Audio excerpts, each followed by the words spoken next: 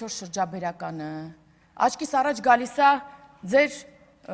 խմբակցության տարբեր անդամների, այդ թվում ձեր խմբակցության առաջին համարը հանդիսացող Ռոբերտ Քոչարյանից այդ ապօրինի գույքով բռնագանձելու այդ կարողության չափը, ասում է բանա, 135 տարի, 135 տարին բերեցիք Քոչարյանի ոտերի տակ, մատաղ արեցիք, դրա մասին մտածեք ավելի լավ դաշնակցականներով։ Տիկին Վարդանյանն ասում էր, մենք սադո-մազոխիստական հակումներ չունենք, բնավ այդպես չեմ կարծում, հաստատ ունեք, որ նայում եմ, որ էլի նստացեք ու հեսա էլի շարունակելու եք խոսել ձեր խմբակցության անդամներով։ Կամ որ ֆայմ ունենայիք, կներեք, բայց չեք գա նոր ստեղ տիկին Կյուրեղյանը չէր խոսիլ թոշակի բարձրացումից։ 16,000 դրամ մինիմալ կենսաթոշակ ստացող քաղաքացով թողել եք, հեռացել եք, մերժվել եք, գնացել եք, հիմա դարձել է օրինակ 46,000 դրամ ու դա մինիմալ կենսաթոշակն է, որի վրա ավելանում է օրինակ, բացի այն, որ մարդը ինչքան աշխատել է, այդքան ավել է ստանում, բացի դրանից այսօր մեր կենսաթոշակառուները ստանում են դեղեր, որի վրա իրենք բացառապես մեծ մասը իրենց կենսաթոշակից ծախսում էին դրա վրա, անվճար դեղեր, անվճար առողջության վիրահատություններ ու տարբեր ծառայություններ են ստանում։ Դրա համար, որ ֆայմ ունենայիք, դուրս չէիք գա ու գոնե այդ բարեփոխումների մասին չէիք խոսի։ Կամ Տիկին Գալստյան, դուք մեր երևի ազգային ժողովի ամենաավագ գործընկերներից եք կին, հեչ ընդունելի գործելավոճ չէ, երիտասարդ գործընկերոջը ԳԿՔ-ի ուղղագրություն սովորեցնեք, հեչ ընդունելի չէ, չեմ ասում դա տեղին է, անտեղին է, դա ուղղակի պրիմիտիվ, չգիտեմ, բան է էլի, փորձում եք ինչ-որ դիվիդենտներ շահել մի բանի վրա, որը հեչ ընկալելի չէ, հեչ հարգելի չէ այս գործելավոճը։ Եթե այդքան մտահոգ էիք հայոց լեզվի իմացության առումով, կարող եք մոտենալ ձեր գործընկերոջը, ասել ճիշտ կլինի այսպես արտասանեք այդ բառը։ Մի կողմ եմ դնում ճիշտն ու սխալը։ Ինչ վերաբերում է կոռուպցիային, այո, սիրելի հայրենակիցներ, այսօր բազմաթիվ գործեր են քննվում կոռուպցիայի մեղադրանքներով, կան մեղադրական եզրակացություններ, կան այդ գործերով անցնող նախկին պաշտոնյաներ, որոնք թռած են Հայաստանի Հանրապետությունից, այսօր էլ հայտ են ներկայացնում ձեր այդ միասին այդ օլիգարխիկ իշխանությունը վերականգնելու։ Կան փլված գործեր, այո, կան նաև դատանում փլված գործեր, ու սա էլ խոսում է անկախ դատական համակարգի մասին։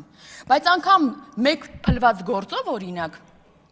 գոնե մեկ քաղաքացու մոտ չի առաջանում կասկած, արդյոք Հայաստանի Հանրապետությունում եղել է կոռուպցիոն իշխանություն, համակարգային կոռուպցիա։ Որևէ մեկի մոտ կասկած չի առաջանում, բոլորը 100%-ով գիտեն, որ այո, կոռուպցիոն օլիգարխիկ իշխանություն է եղել, որովհետև Հայաստանում բիզնեսի առաջ խաղացումը կախված էր քաղաքական կապերից, բացառապես քաղաքական կապերից, որովհետև Հայաստանում կոռուպցիոներները չէին պատժվում բացառապես, հիմա են անցնում այդ գործերով, որովհետև հիմա կա քաղաքական կամք ու չկա նման մոդել կառավարման, որովհետև Հայաստանում մենաշնորհները նորմալ էին, կար բանանը իր ներկրողն ուներ, տարբեր ինչ-որ ապրանքներ իրենց ներկրողն ունեին, ու ձեր բանան ներկրողները այսօր էլի տարբեր կետերից այսօր էլի պայքարում են, որպեսզի հայտնվեն ձեզ հետ բերեն այդ օլիգարխիկ իշխանությունը էլի կառավարման։ Որովհետև Հայաստանում բանակից ազատումն իր գինն ուներ, համասարան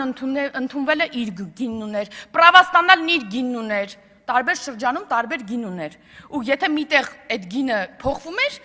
սինխրոն փոխվում էր մնացած տեղերում։ Ու Հայաստանի Հանրապետության քաղաքացին այդ Հայաստանում ապրել է, ինչ որ մի ձև առնչվել է այդ ամեն ինչի հետ։ Ու ասում եք, պարոն Արծվիկ Մինասյանն էր կարծեմ երեք ասում էր այն գույքը, որը վերագրվում է այս ապօրինի գույքի բռնագանձման շրջանակներում պաշտոնյային, երբեմն իր հետ կապել չունի։ Այո, պարոն Մինասյան, երբեմն ուղիղ իր հետ կապ չունի։ Ինչի այն ժամանակ այդքան այդ հարցերում անֆայն չէին։ Էլ Քենի, էլ Վարորդ, էլ Բաջանաղ, մենակ իրանց անունով չէին անելու, բայց որ դուք ձեր շուրջն եք նայում։ Կամ պտտվում եք ձեզանից ձախ, նայում եք այն մյուս ֆրակցիային։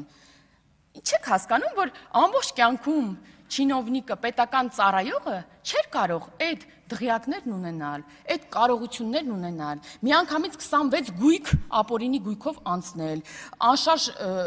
շարժական տարբեր գույքեր ունենալ, մի քանի 100 միլիոնավոր դրամներ չհիմնավորված փողեր ունենալ, պարզապես չէր կարող, կամ Տիկին Գյուրեղյանն ասում է, դուք վախենում եք, որ չեք կարող ձեր հիպոթեքները մարել, այո, Տիկին Գյուրեղյան, մեր ֆրակցիայի գերակշիռ, երևի ես չգիտեմ մարդ որ չունի, հիպոթեք, վարկ, որովհետև մենք սովորական ոնց որ մեր ժողովուրդը ապրում ենք այդ կետ, մենք չունենք այդ միլիոնները, որ տանք եւ տուն առնենք մեզ համար։ Կներեք, չունենք, չենք մեր հայրերը չեն գողացել, մենք չենք գողանում եւ չենք գողանալու։ Կամաց կփակենք, կունենանք արդար քրտինքով մեր տունն էլ, մեր մեքենան էլ եւ որևէ մեկը չի անիծի մեր երեխաներին եւ հետո չենք գնա եւ ձեր նման չենք վախենա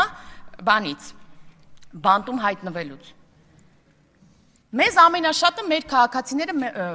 մեղադրում են ամենաշատը նրանում, որ դուք միջև հիմա հնարավորություն ունեք, ոչ միայն դուք, նախկին իշխանության տարբեր նաև ներկայացուցիչ, միջև հիմա հնարավորություն ունեք, ասում են, ձեր թուլությունն է, որ միջև հիմա նրանք հնարավորություն են խոսալու, հնարավորություն են առաջադրվելու։ Մենք իհարկե ես ներողություն եմ խնդրում տեմպերի համար, սիրելի հայրենակիցներ, բայց պետք է հասկանալ, որ մենք եկել ենք իշխանության ու մարմիններ ենք ստեղծել հակակոռուպցիոն։ Մենք եկել ենք դատարան ենք ստեղծել իր այցյաններով, օրենք ենք ընդունել ապօրինի գույքի բռնագանձման մասին, որը այս մարդիկ գնացել բողոքարկել են սահմանադրական դատարան, այն մարդիկ, որոնք պետք է անցնեն այդ օրենքով եւ անցնում են։ Ու 1 տարի առաջ է սահմանադրական դատարանը վճիռը հրապարակել, որ հակասահմանադրական չէ այդ օրենքը։ Դրա համար այդպես է ստացվել։ Իսկ ինչ ունենք այդ օրենքով։ Այս կարճ ժամանակահատվածում այս տարվա փետրվարի դրությամբ 612.5 միլիարդ դրամ հայցագնով գործ կա դատարանում, 166 անձ է անցնում այդ գործով։ Սա արդեն դատարանում գտնվող գործերն են եւ սրա մեջ, որքան գիտեմ, օրինակ Լևոն Մկրտչյանը դեռ ներառված չէ այս գների մեջ։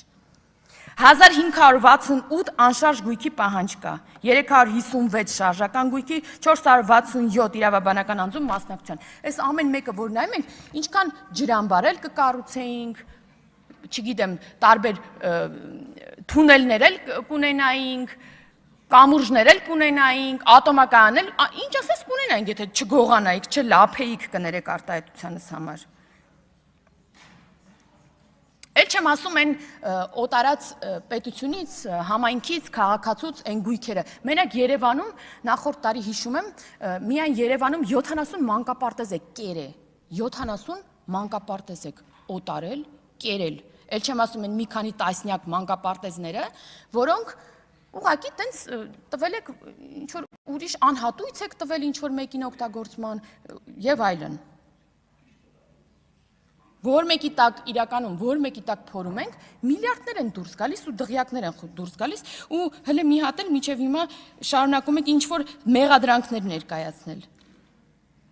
Ու այո, սիրելի հայրենակիցներ, այս օլիգարխիկ եւ կոռուպցիոն նախկին իշխանությունները, այո, փորձելու են Գյումրու սցենար անել։ Մեզ ասում են դուք ով եք, որ թույլ չտաք։ Մենք ձեր նման չենք կեղծելու ընտրություն, որ թույլ չտանք։ Տենց մի մտածեք։